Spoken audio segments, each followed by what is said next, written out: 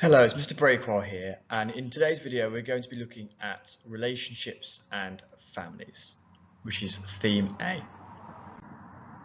So we're going to start off by looking at the specification. The specification is everything that you could be asked about directly in your exam. And we're going to start by looking at human sexuality, including heterosexual and homosexual relationships. So just a reminder of some key vocabulary then. So heterosexual is a sexual attraction between members of the opposite sex, whereas homosexual is sexual attraction between members of the same sex. So in terms of Christian views and Muslim views, we're going to start by looking at what they believe about heterosexual relationships. So for Christians, they believe heterosexual relationships are part of God's plan. And we see this in the Bible where it says, that is why the man leaves his father and they become one flesh. This idea that it's part of the normal kind of way of things in life that a man will live with their parents and then at some point they will get married, they will live with their wife and they'll live together and they'll be seen as one. And that's why in Christian weddings there is a wedding gift list, and traditionally that is often includes things that people need when they're starting their lives together and they're moving into their first home, and that's where that idea comes from. Similarly, in Islam, we have the idea that heterosexual relationships are to be expected. Muslims are expected to marry. In the Hadith, which is the sayings of Muhammad, Muhammad says, "Marry those who are single among you." When we think about relationships and homosexual relationships, there are different views in Christianity. On the one hand, the Bible seems to be very critical of the idea of men having sex with other men. In the Bible, in the book of Leviticus, it says, "Men do not lie with another man." Now, the problem with this is there are different kind of understandings of the context and what exactly this passage is referring to, but some Christians understand this as saying that sexual relationships between men are wrong. But that raises a question about whether homosexual relationships, so relationships between two men in this case, would be wrong if, for example, they are living together that are not in a sexual relationship, they're not having sex, but they're in a relationship together. Likewise, more liberal Christians, such as Quakers, argue that what is important in a relationship is that it's loving and consensual, and it doesn't matter whether that's between members of the opposite sex or the same sex. In Islam, the Quran teaches, and the Hadith teaches, that homosexuality is wrong because it's seen as going against God's will.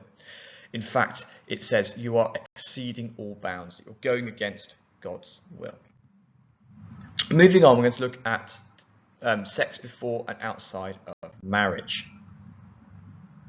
So in terms of just being really clear on what we mean by a couple of phrases. So sexual relationships before marriage is the idea of having sex before you are married. Whereas sexual relationships outside of marriage is the idea of voluntarily having sexual intercourse between a married person and someone who is you're not married to, not your spouse.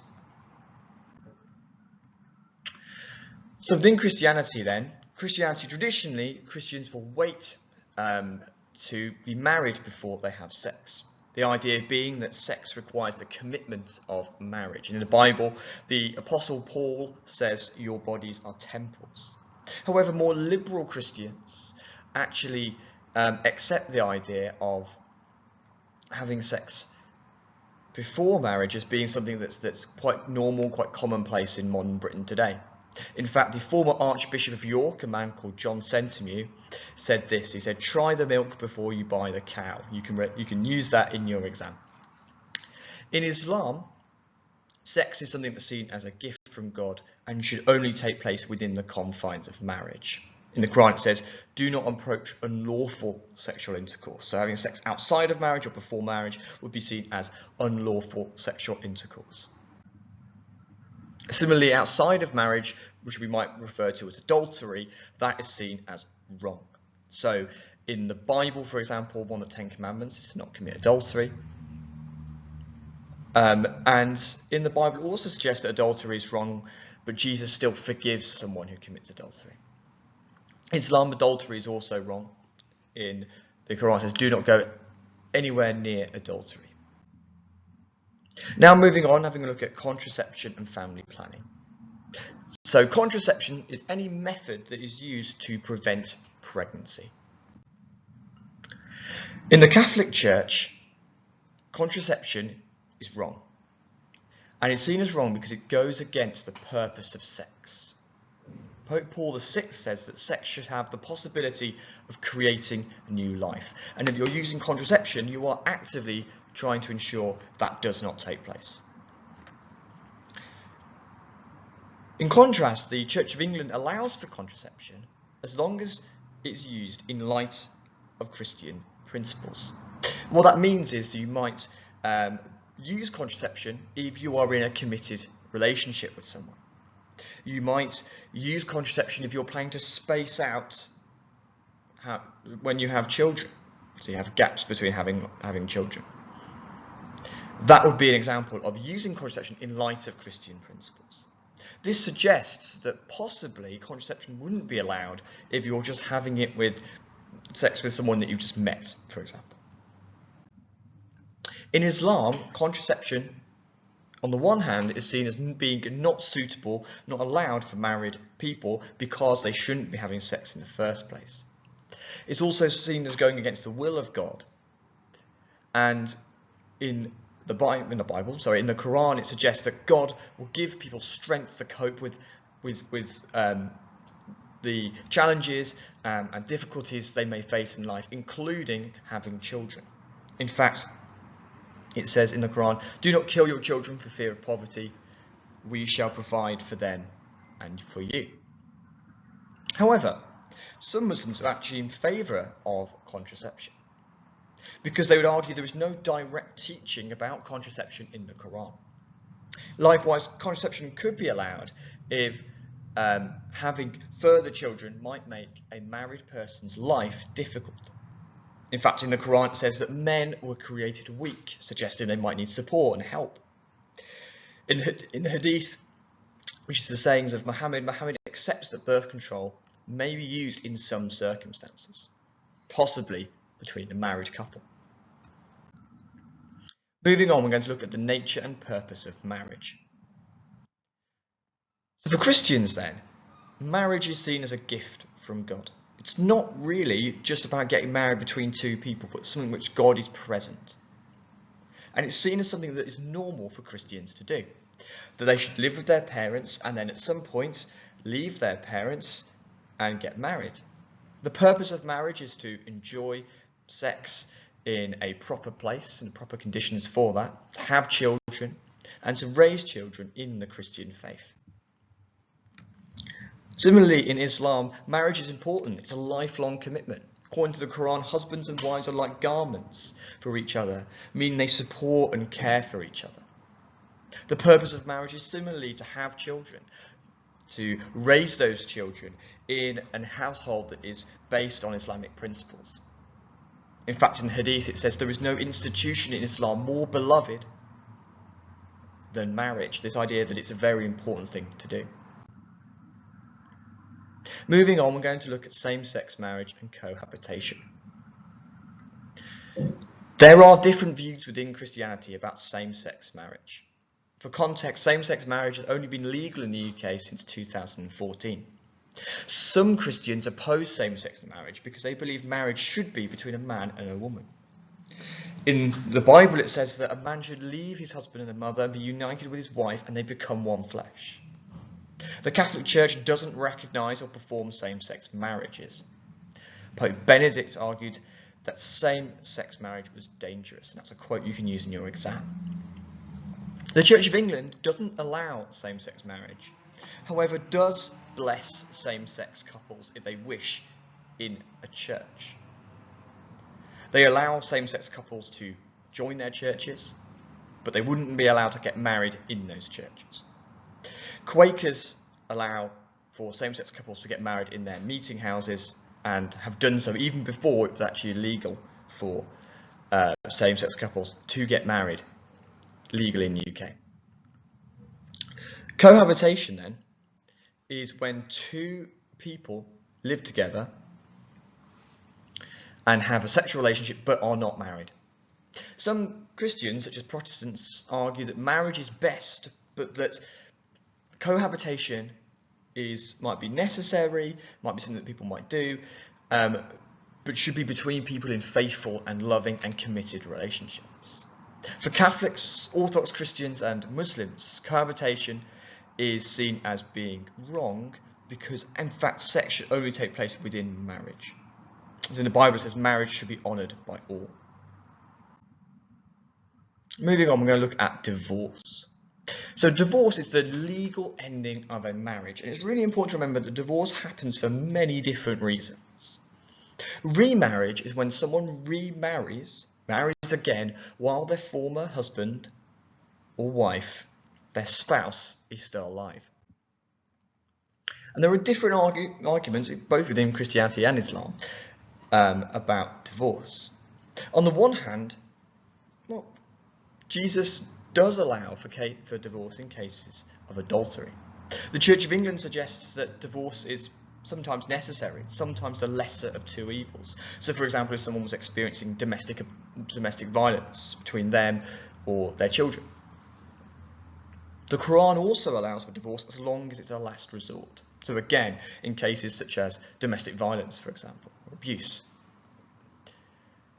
However, there are some arguments against divorce as well. Divorce can negatively impact children. The Catholic Church teaches that divorce is always wrong because marriage is a sacrament. In the Bible it says, what God has joined together, let no one separate. This idea that marriage is not just between two people, but God is present. And when people get married, they become one flesh. They are intertwined and therefore should be together. The Quran itself, while it allows for divorce, expects there to be a period of reconciliation, a waiting period, to try and ensure that the couples can reconcile and mend their broken relationship. In fact, divorce in the Quran, in the Hadith and in the Bible suggests that it's hateful for Allah, that God hates divorce. And it goes against the wedding vows that couples say when they get married. When they get married, they promise to each other that their marriage will last until death do us part, even if there are challenges in their marriage. In terms of remarriage then, getting married again whilst your spouse is still alive, Christians have an emphasis on the idea of forgiveness, therefore maybe moving on and getting remarried. Remarriage is permissible, it's allowed in the Protestant Church and the Church of England, as long as people commit to taking those wedding vows seriously. And Islam allows for remarriage. However, some would argue against it, that actually when they get married, they become one flesh, and therefore that is wrong. In fact, Jesus himself in the Bible is very skeptical and very doesn't like the idea of remarriage. In fact, it says anyone who divorces his wife and marries another woman commits adultery against her. And if she divorces her husband and marries another man, she commits adultery. Moving on, we're going to look at the idea of the role of parents. There are different types of families. On the one hand, we have what we call the nuclear family. This is the type of family that is limited to parents and their children. And when you think of a family, it's probably what you think of. However, you also have the idea of an extended family, which is not just limited to parents and children, but maybe grandparents, cousins, etc. The extended family in biblical times, people lived with their extended family. And it's when traditions and customs and ideas will be passed down from one generation to the next. It's also the basis for Islamic society too. So what are the purposes of the family then? The purpose of families might be to protect their children, for example. First of all, that would be to also educate them within the faith. As you can see on the screen here, there are lots of quotes in the Bible that talk about this idea of protecting their family, allowing stability for their children, but also educating them too. One idea within one contemporary issue when it comes to families is the idea of polygamy and same-sex parents. Polygamy is the custom of having more than one wife at the same time, or more than one partner at the same time. In Christianity, there are figures in the Old Testament, such as Abraham and David, who practiced polygamy. This suggests that historically, polygamy was practiced. However, Christians today would not agree with polygamy. In the Quran, it permits having 4 wives as long as you can treat them equally. Against the idea of polygamy, Jesus described people who are married as having one flesh. And church leaders must be the husband of one wife, suggesting that polygamy is wrong. Same-sex parents might say that actually, for some Christians, they say that's okay, because what's important is that you love thy neighbour, that you show that you're loving, and again, that doesn't matter what kind of makeup of relationship that is, as long as it's loving and consensual. However, there are quotes in the Bible that suggest homosexual sex is wrong, but that doesn't necessarily mean that marriage is wrong. Equally, when God creates man and woman, it says that male and female created them, and that might suggest that marriage between same-sex parents is wrong. Finally then, let's have a look at gender equality. There are different attitudes within Christianity around gender equality. On the one hand, if you read the Bible, there is a suggestion that men and women are equal but have different roles. For example, when Eve is made for Adam, Eve is described as a helper. Equally in the Bible, it suggests that husbands are the head of the church, head of the wife, as Christ is the head of the church. And that women are seen as helpers and supportive in the Bible. It also says for wives to submit to their husbands. On the other hand, there is the idea that men and women possibly have the same roles and are also equal. The Apostle Paul says that we are all one in Christ Jesus, suggesting that we are equal. Women are providers, but so are men. She raises while it is yet night and provides food for her household, suggesting that men and women can be providers. In the Church of England, women can be priests and they can be bishops.